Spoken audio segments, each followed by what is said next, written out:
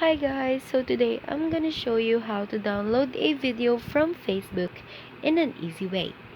So the first thing that we have to do is go to the Play Store and then search for HD video download for Facebook.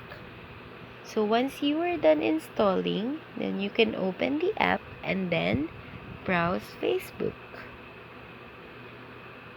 Then all that we have to do is to search for videos we'd like to download. So there.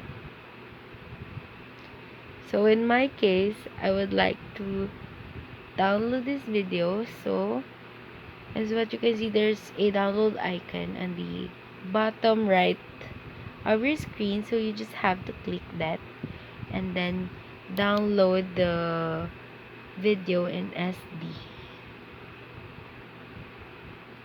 On the upper left of your screen, you can see that the file is already downloading.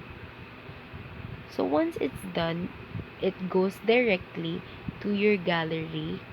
So it creates a specific album. So let's check.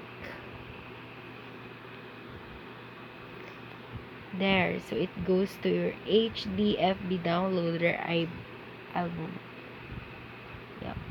So there it is. I hope that this video is informative to you guys, and click subscribe for more and more. Thank you for watching.